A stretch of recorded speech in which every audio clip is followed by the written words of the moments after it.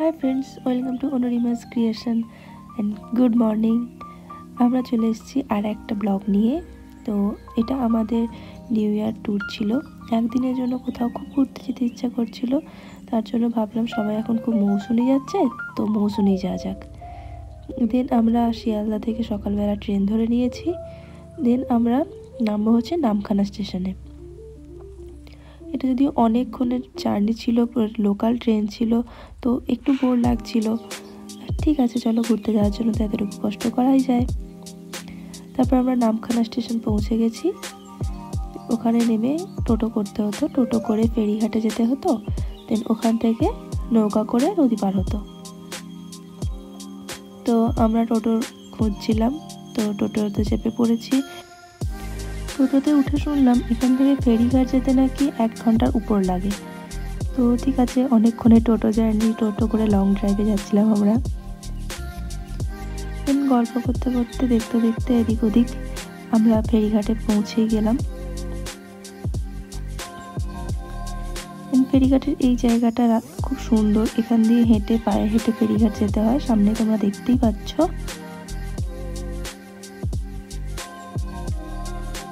তারপরে আমরা নৌকায় উঠে পড়েছি। নৌকা থেকে এইদিকে ভিউটা জাস্ট দুর্দান্ত। এই ভিউটা দেখে না মনটা পুরো শান্ত হয়ে যাচ্ছিল। এতটা সুন্দর একটা ভিউ, পুরো নদীর ওপারটা পুরোটা সবুজ জঙ্গল, জাস্ট অসাধারণ। আমরা তারপরে নদীটা পেরিয়ে এপারে এসে এপার থেকে টোটো ধরবো। নৌকাটা খুবই দূর ছিল, তাতে একটু ভয়ও লাগছিল। আমরা চলে এসেছি এবারে টোটো করে। এখানে গ্রামের মধ্যে দিয়ে আমরা যাচ্ছি, আমাদের যে হোমস্টে আছে তার মধ্যে। এলাকাটা পুরো একটা খুবই গ্রাম্য এলাকা। আমরা আমাদের রিসর্টে চলে এসেছি। এখানে এসে নানি আর মামা খেলা করতে লেগে গেছে। আমরা রাস্তাতেই কিছু খেয়ে নিয়েছিলাম, দিয়ে আমরা একটুখানি সমুদ্রের ধারে ঘুরতে গিয়েছিলাম। আমাদের রিসর্টে একদম সামনেই ছিল সমুদ্রটা। এখান থেকে এসে আমরা দুপুরে লাঞ্চ করে নিয়েছিলাম। দুপুরের লাঞ্চে আমাদের কমপ্লিমেন্টারি ছিল। দেন একটু রেস্ট করে সন্ধ্যাবেলা আবার রেডি হয়ে নিয়েছি আমি। দিয়ে বাইরে একটুখানি বনফায়ার হচ্ছিল, তো ওখানে গিয়ে বসেছিলাম। ওরা সন্ধ্যাবেলা স্ন্যাক্সে পকোড়া দিয়েছিল, ভেজ পকোড়া। অ্যান্ড তারপরে আমরা সমুদ্রের ধারে এসেছিলাম, তখন ওখানে বারবিকিউ হচ্ছিল। সন্ধ্যাবেলাটা সমুদ্রের ধারে বসে থাকতে কার না ভালো লাগে। যদিও আমি খুব একটা বিচ লাভার নই, তবুও ভালো লাগে, একটা মনের শান্তি লাগে এই সমুদ্রের ধারে এসে বসলে। এখানে এরকম একটা মাচা মতো করে দেওয়া আছে, তো এখানেই বসে থাকা হয়। কারণ হচ্ছে এখানকার বিচটা বালি নয়, একটু কাদা কাদা, তো বিচে হাঁটাহাঁটি করা যায় না এখানে। ট্রাই করবো কাল সকালে যদি একটু বিচে নামা যায়, আজকে তো নামতে পারিনি। দেখো এখানে বারবিকিউ হচ্ছে,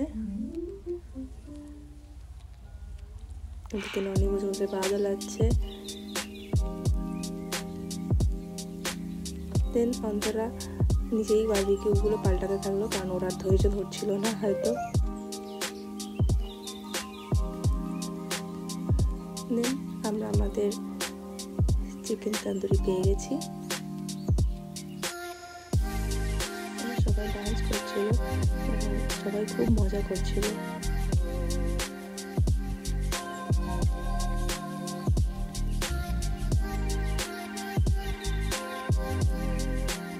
দেন পরদিন সকালবেলা আমি বিচে গিয়েছিলাম, একদম সকালবেলা উঠে। দেখতে পাচ্ছি এখন ভাটা চলছে, আর বিচটা কীরকম কাদায় ভর্তি হয়ে আছে। তো আমাকে তো একটু রিলস বানাতেই হতো, তাই জন্য ভাবলাম একটু কাদা মারিয়ে যাওয়া যাক। দেখো পায়ের অবস্থা, আর পুরো এঁটেল মাটি ছিল, প্রচুর স্লিপ করছিল।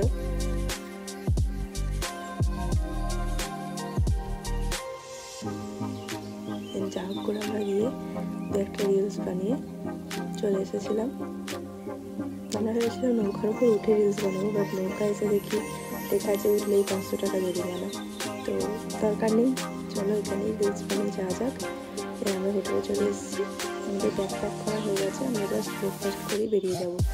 কিন্তু শুনলাম এখানে আরেকটা জায়গা আছে যেটা হচ্ছে ম্যাঙ্গো, দিয়ে ভাবলাম সেখানে আবার ঘুরে আসা যাক। দেন এখানে এসে আমার তো অসাধারণ লাগলো, পুরো ট্রিপটার মধ্যে বেস্ট জায়গা আমার এই ম্যাঙ্গো গার্ডেনটা লাগলো। এখানে এসে একটা ছবি তুলে তখন ভাবলাম যে এবার বেরিয়ে পড়া যায়। দেন আমরা গাড়ির উদ্দেশ্যে বেরিয়ে পড়লাম।